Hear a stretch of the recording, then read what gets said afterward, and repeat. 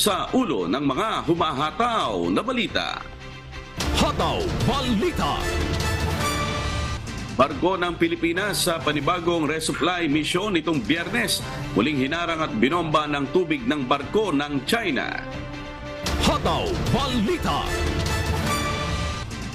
Estados Unidos at iba't ibang mga bansa nagbigay ng suporta sa Pilipinas matapos ang panibagong insidente ng pangharas na ginawa ng China Coast Guard laban sa resupply mission sa Ayungin Shoal.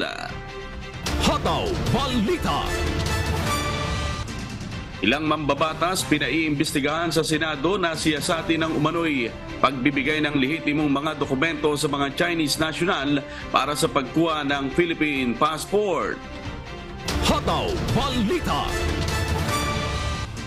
Mga kilalang opisyal ng gobyerno at mambabatas lumipat sa Partido Federal ng Pilipinas ni Pangulong Ferdinand Marcos Jr.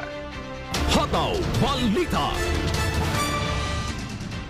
Hustisya tiniyak ni Pangulong Marcos sa pamilya ng pinaslang na radio broadcaster na si Juan Humalon.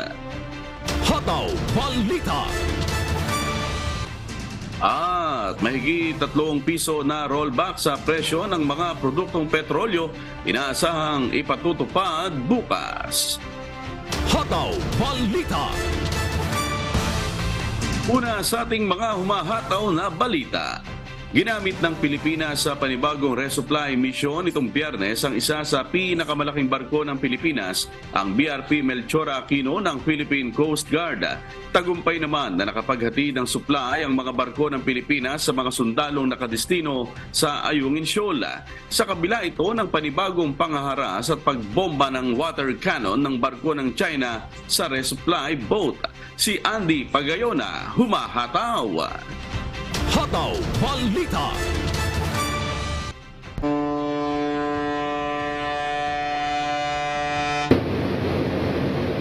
Ganito ang sitwasyon sa tuwing magkakaroon ng resupply mission ng pamahalaan para sa mga sundalong nakadestino sa BRP Sierra Madre sa Ayungin Shoal. Bago pumutok ang araw sa West Philippine Sea nitong Biyernes, sinundan na kami ng barko ng China Coast Guard na may number 3303. Maya-maya pa ay dumikit na ito sa aming sinasakyang barko na BRP Melchora Aquino ng Philippine Coast Guard at binusinahan na kami. Ilang minuto lang ang lumipas, unti-unti na naming nakita na hindi lamang isang China Coast Guard ang sumusunod sa amin, kundi maraming barko ng China. Ito yung kasalukuyang nangyayari ngayon. Itong barko ng Philippine Coast Guard 4407 ay hinahabol ng China Coast Guard at ng ilang barko ng militia vessel.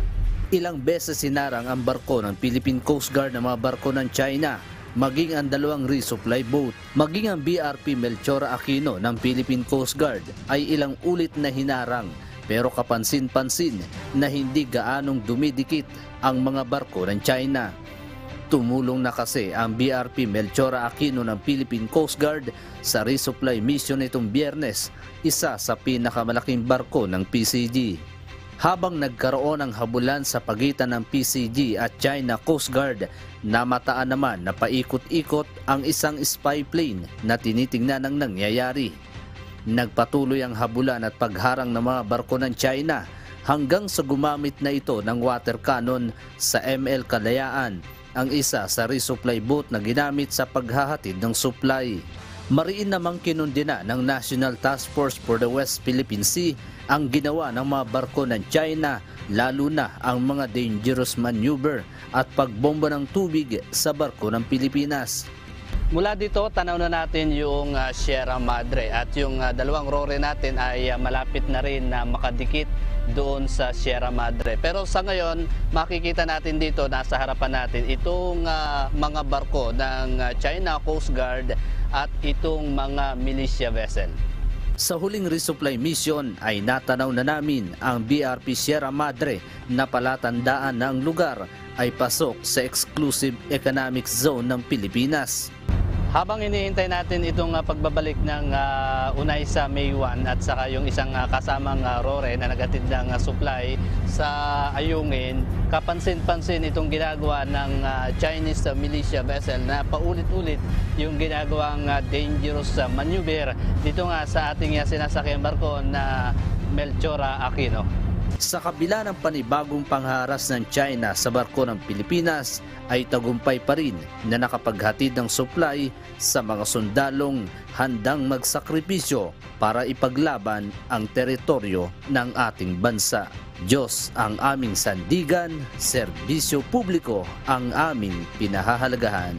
Andy Pagayona, Humahataw. Hataw Balita.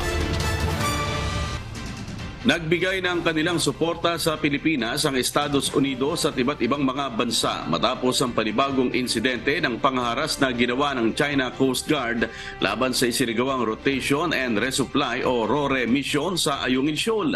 Si Brian Baldarahe, Humahataw. Hataw Balita. Nagpahayag ng suporta ang Estados Unidos, Australia at iba pang mga bansa kaugnay ng panibagong mapanganib na aksyon at pangaharas ng mga barko ng China na isinagawa laban sa Rotation and Resupply o RORE mission ng Pilipinas sa Ayungin Shoal nitong Biyernes, November 10.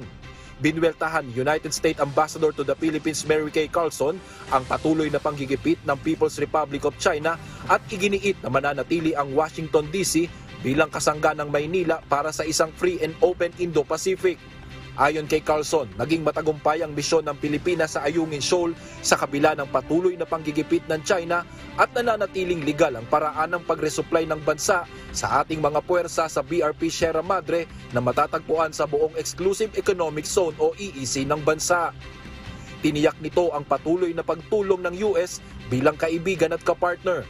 Nanawagan naman si Australian Ambassador to the Philippines HKU sa China na respetuhin ang United Nations Convention on the Law of the Sea o UNCLOS. Ayon sa kanya, muli na namang nababahala ang Australia sa mga papanganib na gawain ng China, kasama na ang paggamit ng mga water cannons ng mga Chinese vessels sa EEZ ng Pilipinas. Binigyan diin nito ang pagsunod sa batas ay pang-international, partikular na ang UNCLOS, na pangunahing bahagi ng pandaigdigang kapayapaan at seguridad. Sumang-ayon naman ang mga ambassador ng Japan at United Kingdom sa Maynila sa pagtutol sa mga aksyon na nagpapalala ng tensyon at sumisira sa kapayapaan sa rehiyon. Sinabi ni Japanese Ambassador Kazuhiko Koshikawa na binigyan nila ng mataas na halaga ang malaya at bukas na sistema ng karagatan na batay sa batas tulad ng napag-usapan ng Japan at Pilipinas sa pagbisita ni Prime Minister Fumio Kishida noong nakaraang linggo. Hindi anya katanggap-tanggap ang anumang panggugulo at aksyon na nagpapataas ng tensyon. Samantala, pinuna naman ni United Kingdom Ambassador Laurie Vofils ang hindi ligtas na gawain ng China na naranasan ng mga sasakyang pandagat ng Pilipinas sa kanilang misyon sa Ayungin Shoal. Pagtitiyak nito, patuloy silang susuporta sa Pilipinas sa pagtutol sa mga aksyon na sumisira sa kapayapaan at katiyakan sa South China Sea at maninindigan sa pagtuon sa UNCLOS, kung saan ang 2016 Arbitral Award ay final at legally binding sa parehong bansa. Nag-post din sa kanyang official X account si German Ambassador to the Philippines Andreas Papernoshka para magbigay ng suporta sa Pilipinas kaugnay ng nangyaring insidente. Kabilang din sa mga sumuporta ang European Union at ang bansang the Netherlands sa ating posisyon at karapatan. Ipinrotesta na ng Pilipinas ang pinakahuling insidente at sa kasalukuyan ay umaabot na sa 125 ang bilang ng diplomatic protest laban sa China mula nang magsimula ang Administrasyon Marcos. Diyos ang aming sandigan, serbisyo publiko ang aming pinahahalagahan. Brian Baldarahe, Humahataw. Hataw Balita. Pinaiimbestigahan sa Senado ng ilang mambabatas na siyasati ng umano'y pagbibigay ng lehitimong dokumento sa mga Chinese national para sa pagkuha ng Philippine passport sa pagsalang ng panukalang budget ng Department of Foreign Affairs sa plenaryo sa Senado kagabi. Isiniwalat ni Senate President Juan Miguel Mig-Zubiri na mayroon umanong lugar sa Mindanao na iligal na nagbibigay ng birth certificate sa mga Chinese national. Naalarma si Senator Ronald De La Rosa dahil sa banta nito sa national security. Security. Ayon kay Senate President Pro Tempore Loren Legarda na dumipensa sa budget ng DFA, nakikipagtulungan na ang ahensya sa law enforcement agencies para imbestigahan ang issue. Ang ilan numero sa mga Chinese national nagpapanggap na Pilipino sa pamamagitan ng pagpresenta ng lehitimong birth certificate at iba pang valid IDs. Pakinggan natin ang magkasunod na pahayag ni Senator Bato de la Rosa at Senator Loren Legarda.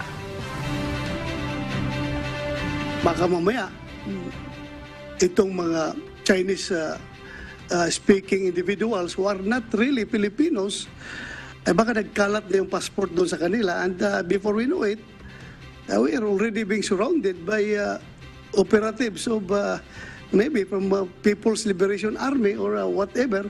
Tatawagan ko bukas ang head ng NBI tungkol dito. Maari na lahat ng mga ahensyang to ay may galamay sa mga kumuha ng mga authentic documents.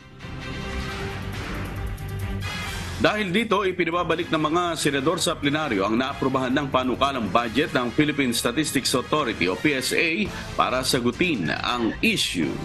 Hataw Balita. Dinaluhan ni Pangulong Ferdinand Marcos Jr. ang oath-taking ceremony para sa mga bagong miyembro ng kanyang political party na Partido Federal ng Pilipinas sa Malacanang nitong Biyernes, November 10. Kabilang sa mga politikong lumipat sa nabanggit na partido ay si Department of the Interior and Local Government o DILG Secretary Benhur Abalos Jr. Lipat partido rin ang kanyang ama na si Mandaluyong City Mayor Benjamin Abalos Sr. kasamang kanyang mga kamag-anak na government official sa lungsod, pati na ang mga konsyal dito. Lumipat na rin sa Partido Federal ng Pilipinas si Leyte Port District Representative Richard Gomez at kanyang may bahay na si Ormoc City Mayor Lucy Torres Gomez. Tinanggap ni Pangulong Ferdinand Marcos Jr. ang pagsali ng mga nabanggit na opisyal at mambabata sa kanyang partido na kaysa sa kanilang ideolohiya na palakasin ang local government unit at interes ng grupo. Hataw Balita.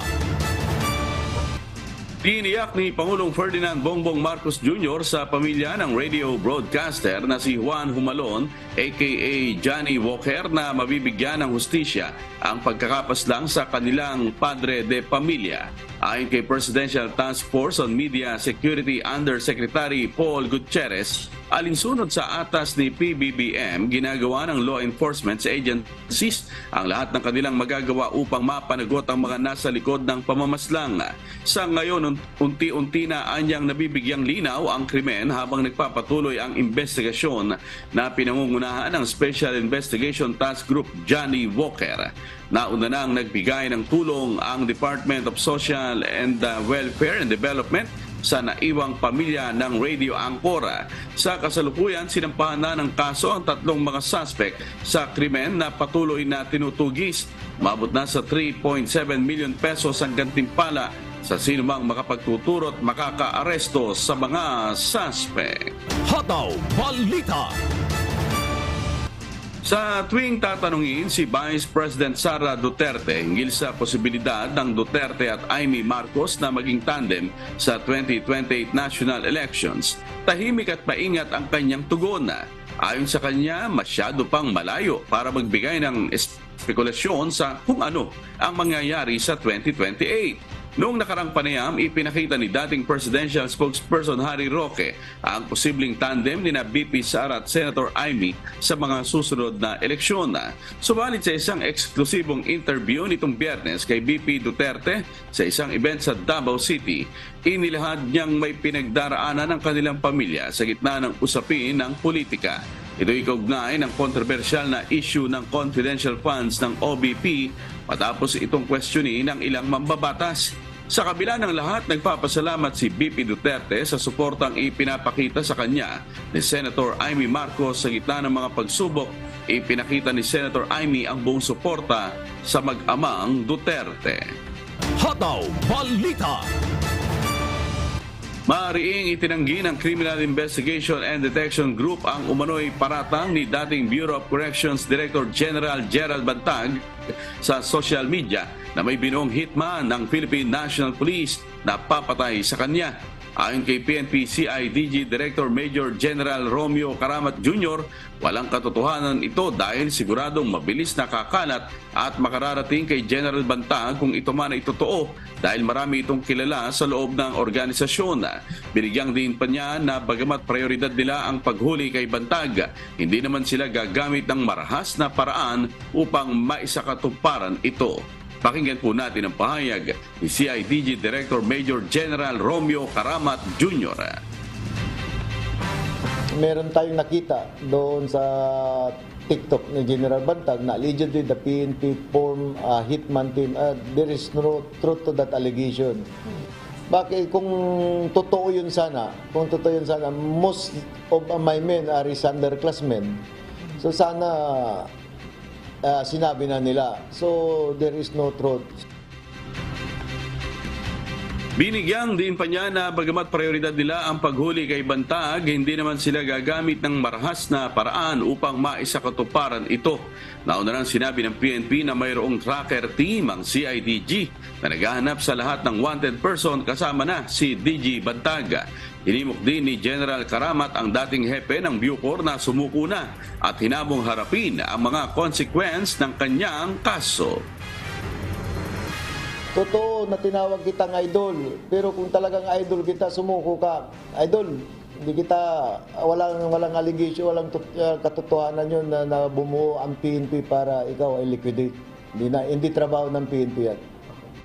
I challenge General Bantag, if you are really a man, you surrender and face na consequences para malaman natin kung anong katotohanan, hindi yung through social media.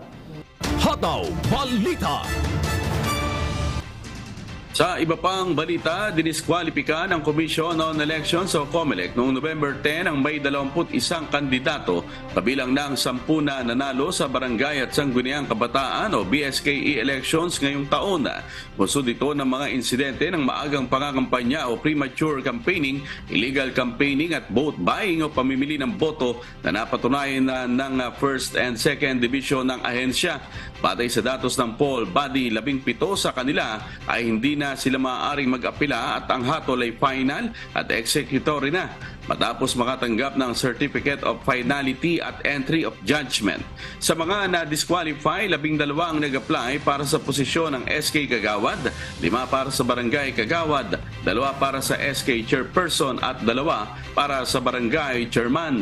17 sa nasabing bilang ang pinalna ang diskwalifikasyon, 3 ang may naihaing motion for reconsideration at 1 ang hinihintay kung maghahain ng apela.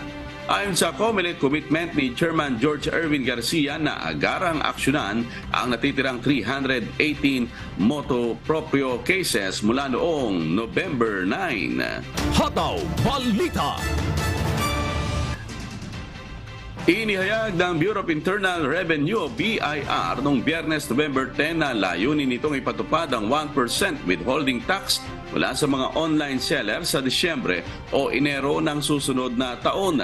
Ayon kay BIR Commissioner Romeo Lumagi Jr., nasa huling yugto na sila ng pagsusulat ng bagong regulasyon matapos makipag-ugnayan sa mga online platform na ginagamit ng mga tao para magbenta ng kalakal at serbisyo at mga online payment channel. Sa oras na ilabas na ang ipatutupad na bagong regulasyon, magkakaroon ng 1% withholding tax sa kalahati ng gross remittances ng mga online platform provider sa kanilang mga partner sellers o merchants. Binigyang diin ni Commissioner Lumagi na ang withholding tax ay creditable at ang mga online platform at yung mga payment channel ang magbabayad sa BIR ng tax. Samantala, paliwanag naman ng BIR sa mga maliit na online businesses na hindi mag-a-apply ang withholding tax kung ang kabuang gross remittance sa isang online merchant para sa nakarang taxable year ay hindi lumagpas sa 250,000 pesos. Hataw Balita.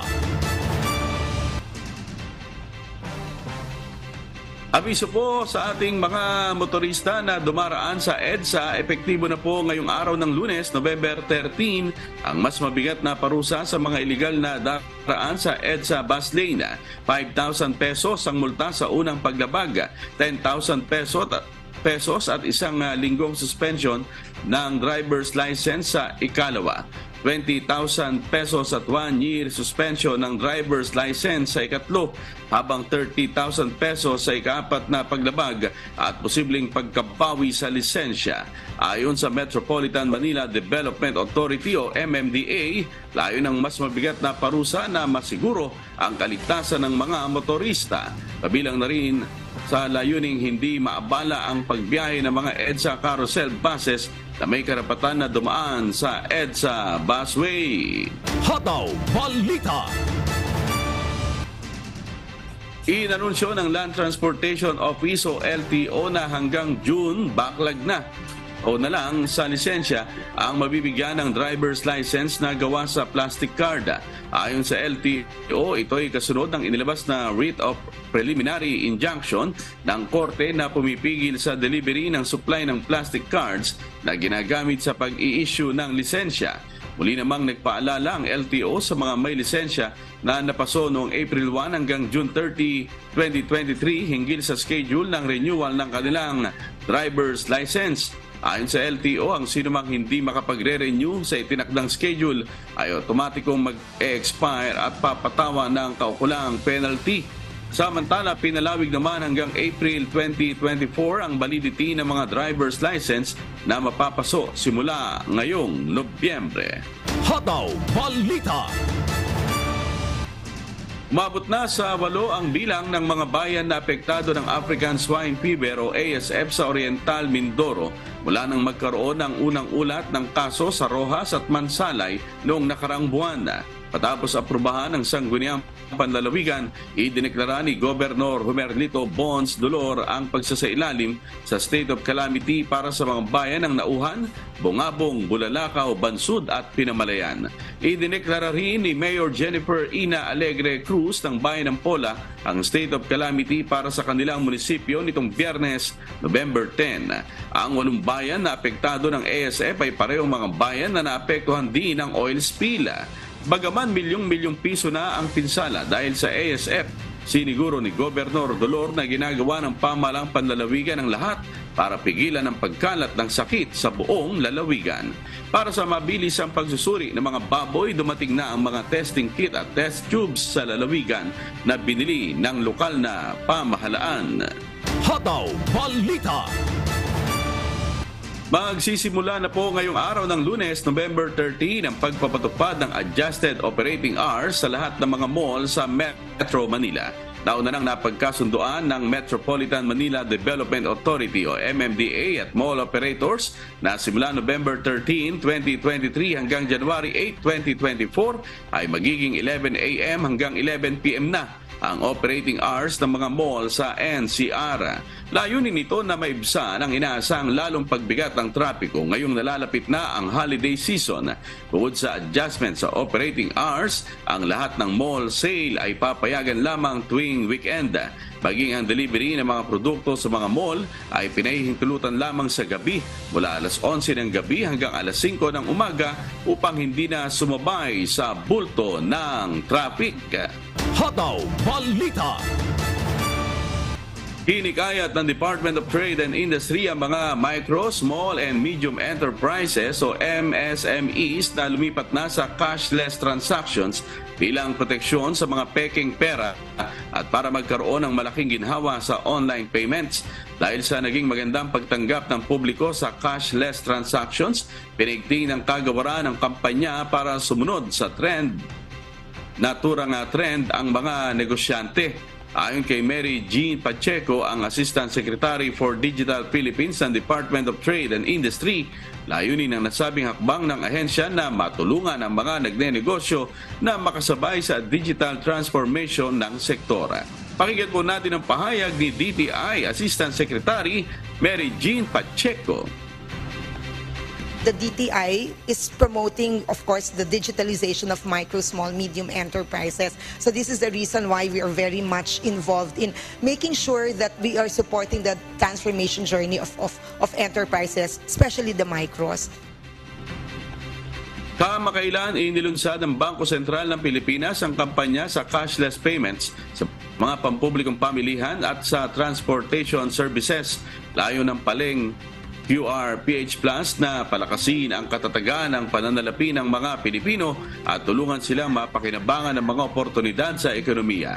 Ang digitalization ay kabilang sa Transformation Roadmap ng BSP na naglalayong gawing digital form ang kalahati ng volume ng retail payments sa bansa at i-onboard ang 70% ng Filipino adult sa formal na financial system ngayong taon. Pakinggan po natin ang pahayag ni Bangko Sentral ng Pilipinas Senior Assistant Governor Edna Villa. Meron naman hong regulations ang Bangko Sentral. E-wallets or e-money issuers are regulated by the BSP. And we actually have regulations on consumer protection that cover that. The same that we regulate banks. Hataw Balita. Okay, good news po para sa ating mga motorista dahil posibleng magpatupad ng malakihang rollback sa presyo ng mga produktong petrolyo ang mga kumpanya ng langis sa araw ng Martes o bukas, November 14. Sa inisyal na pagtaya ng oil industry players, maaring mabawasan ng 2 piso at 90 sentimos hanggang 3 piso at 20 sentimos ang presyo ng kada litro ng diesel, habang nasa 50 sentimos hanggang 80 sentimos kada litro ang posibleng maging rollback sa presyo ng gasolina. Sa bawat litro naman ng kerosene ay posibleng magkaroon ng 2 piso hanggang 2 piso at 30 sentimos na pagbaba sa presyo. Ngayong araw po inaasahang i-anunsyo ng mga kumpanya ng langis ang final price adjustment na ipatutupad bukas. Nakita ng Department of Energy na ang pagbaba sa demand sa langis ng Estados Unidos at China ang isa sa mga dahilan ng pagbaba ng presyo sa world market. Bunsod din ang tumataas na supply ng langis sa mundo ang nararanasang rollback ng global oil prices. Hataw Balita. Oras alas 5:37 na po ng umaga at sa pagpapatuloy ng Hataw Balita Pilipinas.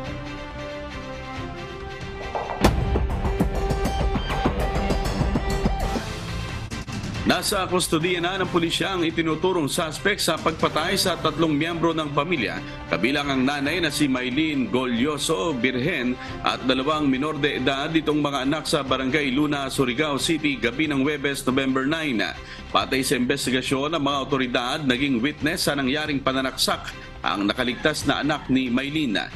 Dito tinukoy ng saksi ang suspect na si Alejandro Hurtado Cortez, 20 anyos, residente ng Basilisa sa Dinagat Islands. Agad na nahuli ng mga otoridad si Cortez nitong Biyernes, November 10 sa Surigao City Boulevard. Lumabas din sa investigasyon ng Surigao City Police Station na nobyo ng nakaligtas na anak ang suspect na tutol umano ang nanay nito sa relasyon ng dalawa dahil menor de edad pa ang anak na siya namang ikinagalit ng suspect kaya nagawa ang krimen. Sa ngayon na inihanda ng pulisya ang ipa-file na criminal case laban kay Cortez. Hataw Balita. Patay ang isang Indian national ng pagbabarili ng mga hindi pa nakikilalang lalaki sa National Highway ng Buluan, Maguindanao del Sur bandang hapon nitong Sabado, November 11. Kinilalang biktima na si Singh Laxman na isang negosyante sa Cotabato City. Batay sa ulat ng Philippine National Police, habang sakay ang biktima sa kanyang minamanehong motorsiklo na may plakang 877 MYE nang tambangan ito ng mga suspect. Tumamang 3 tama ng baril sa mukha ng Mumbai, dahilan ng agad nitong pagkasawi. Patuloy ang investigasyon ng mga otoridad hinggil sa motibo at nasa likod ng krimen. Hataw Balita.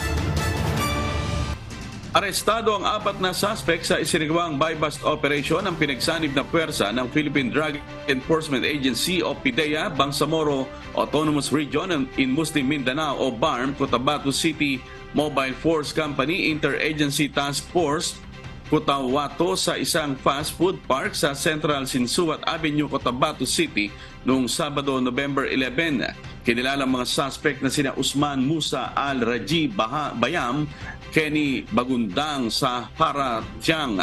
Nakuha sa mga suspect ang 10 piraso ng transparent plastic sachet ng hinihinalang methamphetamine hydrochloride o shabu na may timbang na 500 gramo, iligal na droga na tinatayang nagkakahalaga ng 3.4 million pesos, buy-bust money, 3 cellphone, isang sasakyan, mga ID at financial documents. Maharap ang mga suspect sa paglabag sa Republic Act 9165 at Republic Act 10640.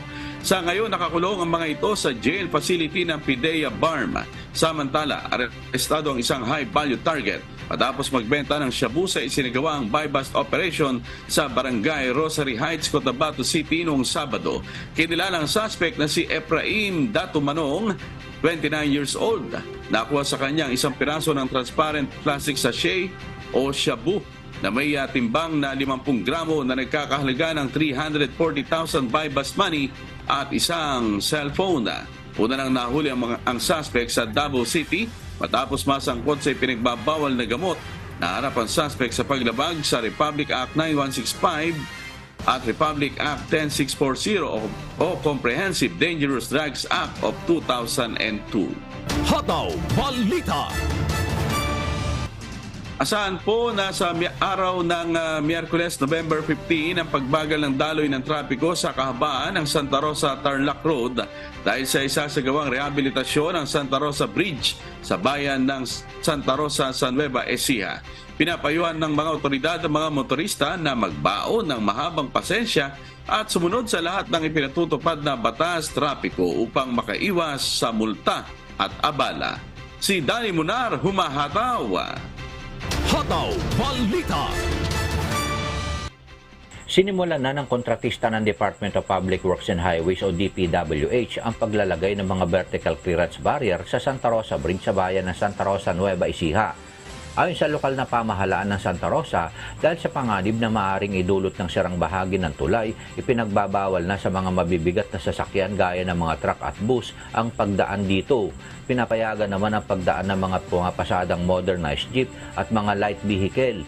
Gagawing one lane ng 542.50 meters na haba ng tulay, kaya't magpapatupad ang local government unit ng stop-and-go system, kaya't asahan na rin ang pagbagal ng daloy ng mga sasakyang daraan dito.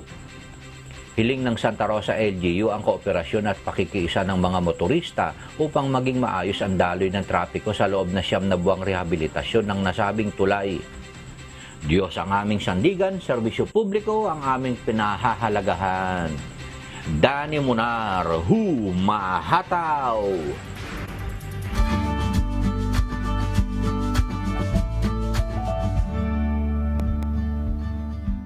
Alamin ang magiging lagay ng panahon sa iba't ibang bahagi ng bansa ngayong araw ng Lunes. Panoorin po natin ang update mula sa Philippine Weather Bureau Pag-asa. Sa ating latest satellite images, patuloy yung pag-iral ng northeast monsoon o mas kilala natin bilang hanging amihan, partikular na dito sa may northern and central Luzon. Ito magdadala ng posibilidad ng mga isolated o pulupulong maihinang pag-ulan, partikular na nga dito sa may northern and central Luzon. Habang makikita ninyo, ang pag-iral pa rin ng shear line ang magdadala ho ng maulap na kalangitan na may mga pag-ulan sa malaking bahagi ng Bicol region, kasama yung Aurora, Quezon at itong bahagi rin ng Northern Samar. Makikita nyo may mga kaulapan po tayong namamataan dito base sa ating latest satellite images.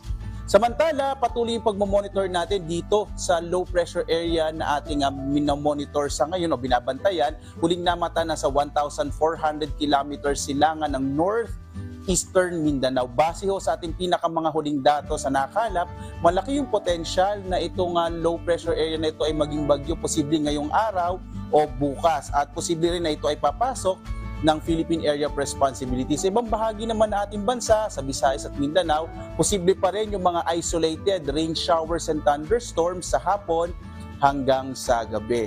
Narito ho yung mga pinakahuling datos natin na nagpapakita na yung potensyal na maging bagyo, itong low pressure area kasi ay naasahan natin magiging bagyo posible ho ngayong araw o bukas.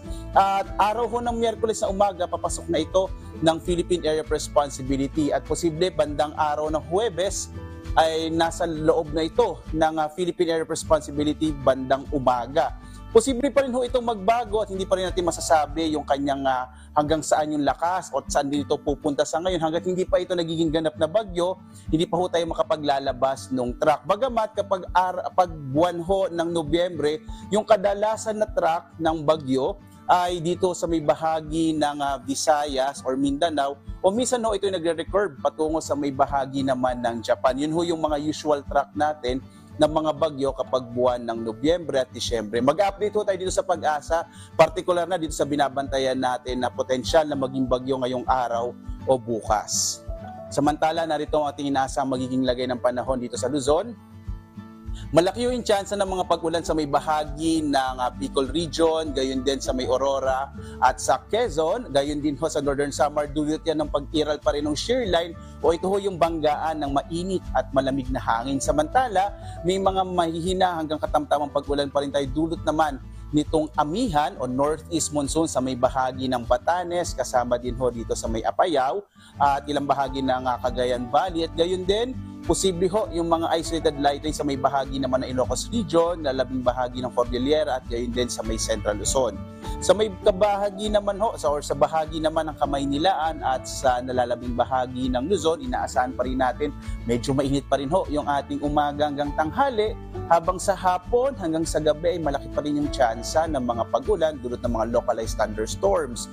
Samantala, naglabas pa rin ho tayo or nakataas pa rin ang gale warning, particular na sa bahagi ng Batanes, sa mga baybayin ng Batanes, Ilocos Norte, Ilocos Sur, La Union at Cagayan kasama yung Babuyan Islands. Delikado pa rin maglayag yung mga sakyang pandagat, malilitang mga bangka dahil inaasahan natin magiging maalon yung karagatan sa may bahaging ito ng ating bansa. Sa mga kababayan ho natin, mag-ingat ho kayo sa bahaging ito ng ating kapuluan. Sa nalalabing bahagi nating bansa, dito sa nalalabing bahagi ng Luzon, Visayas at Mindanao, inaasahan naman natin na katamtaman ho ng mga pag-alo ng karagatan, maaari po maglayat yung mga sakyang pandagat, pero mag-ingat pa rin kapag may mga thunderstorms na maaari magpalakas ng alon. Ang araw ho ay sisikat, mamayang 5:56 na umaga tulubog, na 5:25 ng hapon. At napanood po natin ang update mula kay Pag-asa Weather Specialist Obet Badrina. Tandaan, sa bawat araw na ating nasisilayan, tayo magpasalamat sa Diyos na may lalang. Hataw Balita.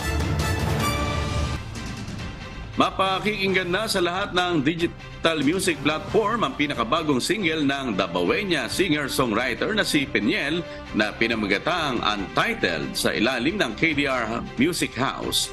Samantala, ibinahagi naman ng singer-songwriter kung paano nabuo ang awiting ito.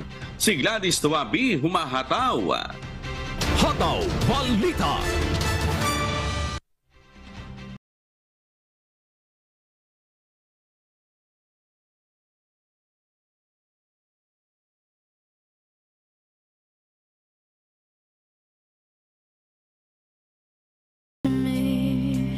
The message of the song is pretty much in summary, a person trying to find peace with their vulnerability or find strength in vulnerability. Ang newest single ng Dabawenya singer-songwriter na si Peniel na pinamagatang Untitled ay patungkol sa mga taong mas pinipili ang dumistansya mula sa maraming bagay. Umiikot ito sa pagiging bukas sa kahinaan, takot at kabiguan. The people who would relate to this song are people who have been relatively within their comfort zones their whole lives, or people who have always carried their walls and their barriers with them as a protection against a lot of things. Aniya, panahon ng pandemya na sinulat niya ang awiting ito, ramdam ang halo-halong emosyon. Kwento ni Peniel ang mga awiting kanyang isinusulat ay sumisentro sa mga bagay o usapin na hindi madalas na pag-uusapan, na sa kanyang palagay ay dapat mabukas.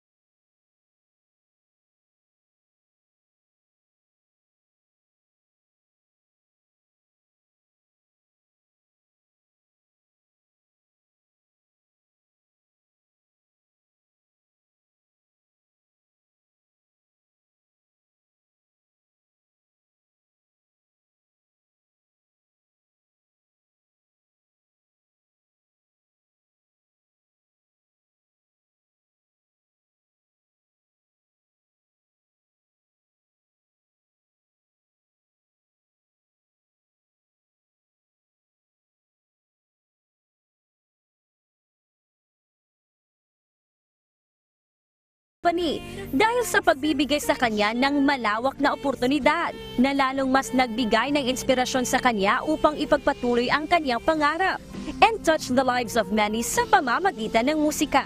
It's been very great because I've been given the freedom and the go signal to express how I want to express, and that's rare, and I find gratitude in that rarity and the acknowledgement of that rarity within this company and within this, this company of people. Abangan naman ang ilalabas na 7-track debut EP ni Piniel sa susunod na taon sa ilalim pa rin ng KDR Music House. Samantala, isang new music ang hatid ulit ng KDR Music House ngayong November 15. Ito ay pinamagatang Diwata ng 6-piece OPM band Kahel Music. Diyos ang aming sandigan, serbisyo publiko ang aming pinahahalagahan. Gladys Tuabi, humahataw!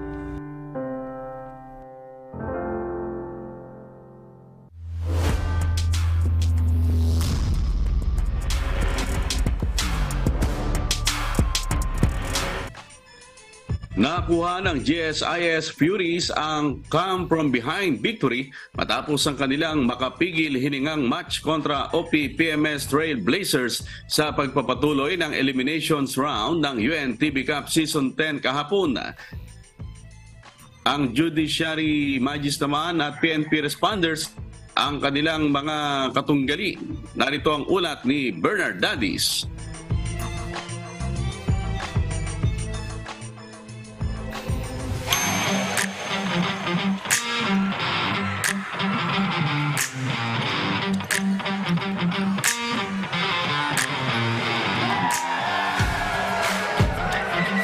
It's a cardiac game Sunday sa pagitan ng GSIS Furies at Malacanang team, OP-PMS Trail Blazers.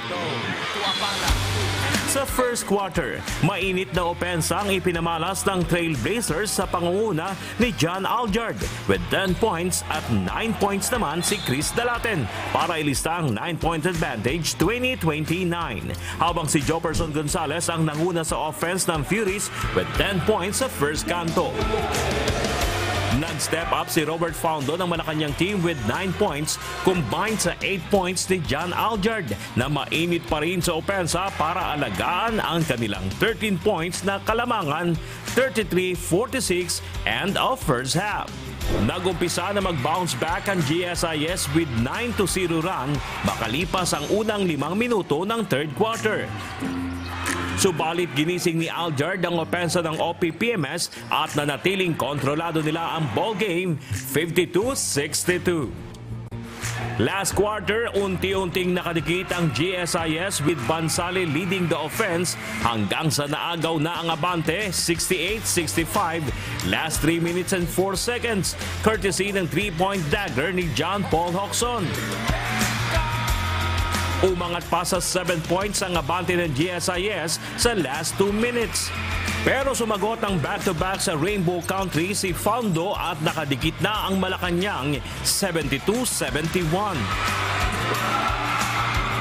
May pagkakataon pa sanang bawiin ng OP-PMS ang abante subalit na block ni Bansali ang isa pang 3-point attempt ni Faundo. Last 54 seconds. Plus na-convert pa ito ni De Ocampo sa easy layup to give GSIS 3-point edge 74-71. Pinakaba ni Andrew Requers ang Furies nang ipasok nito ang corner 3-point shot, 32 seconds left, 74 all. Subalit hindi ito naging sapat matapos ang putback ni Rubio mula sa nagmintis na floater ni Bansali to give the assurance sa GSIS Furies para sa kanilang second straight win sa liga. Final score, 76-74. Best player of the game sina Renny Boy Bansali na may 12 points, 6 rebounds, 5 assists, 3 steals at 2 blocks. At saka si Jefferson Gonzalez na may 14 points at 10 rebounds. Yung GSIS ngayon has a never say die mentality. We never quit. So yung players didn't quit today, especially that second half when we put forth the effort to go down on defense, to share the basketball, and then eventually having a chance to win it down the stretch ng fourth quarter. And si Carl Rubio, even if he missed yung 2 free throws, he still came back and never gave up on the play. Nakuha niya yung bola at na-shoot niya. So, we were lucky na we won this game. Pag nag-overtime sa amin, sigurado ako doon. Naisip lang talaga nung laki. Height is might eh.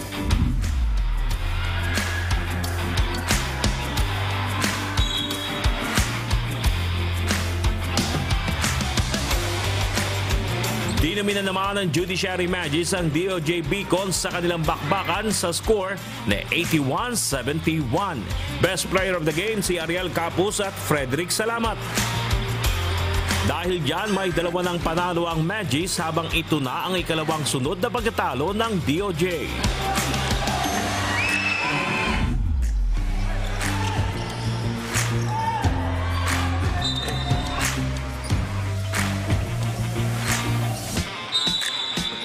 Samantala, naka-bounce back na ang PNP at pasok na rin sa win column matapos na patumbahin ng DFA emissaries sa score na 90-63. Best player of the game si Gilly Aniba na may 16 points, 4 rebounds at tig-1 assist at steal. Bernard Daddy's UNTV News and Rescue. Diyos ang aming sandigan, serbisyo publiko ang aming pinahalagahan. Hataw Balita. Ayan, congratulations sa GSIS Puris at nadomina pala ng PNP at Judiciary Magis yung kanilang mga kalaban. Ayan.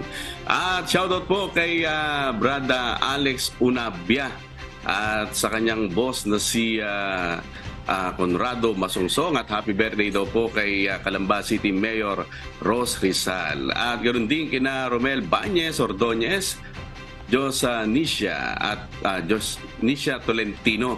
At sa YouTube naman, nandiyan po si Joselito Daquilio, Carlito Brusola, Tigaya Alnas at Renato Sumayang. At ganoon din si Wilmer Bernardo Jr., yung ating pong suki dyan sa San Pedro, Laguna. At shoutout din po sa mga tagapakinig ng Hataw Balita Pilipinas sa Radyo La Verdad 1350. At Day 6 na po tayo, mamayang alas 7 pong muli ng gabi Philippine Standard Time sa nagpapatuloy na mass indoctrination ng MCGI sa official MCGI social media accounts, kabilang po ang MCGI channel, ang official YouTube channel ng Members Church of God International. Patuloy rin po namin kayong inaanyayahan na makiisa sa Global Prayer for Humanity tuwing Lunes hanggang Biyernes alas 9:30 ng gabi. Ito po ay nakastream ng live sa lahat ng MCGI social media accounts. Ang Global Prayer for Humanity ay bukas po sa lahat, anuman ang inyong relihiyon o lahi. At sa aming ibabahaging mga salita ng Diyos na ating sandigan, mula sa awit 130 talatang 3. Kung ikaw, Panginoon, magtatanda ng mga kasamaan, o Panginoon, sinong tatayo?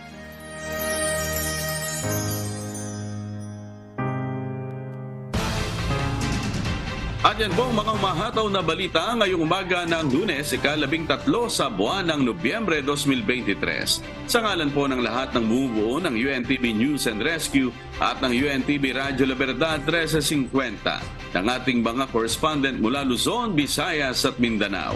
Ako po inyong amigo Sherwin Kulubong at dito sa UNTV at UNTV Radyo La Verdad 1350. Diyos ang aming sandigan. Serbisyo publiko ang aming pinahahalagahan. Susunod na po ang Good Morning Kuya. Salamat po sa Diyos at magandang umaga.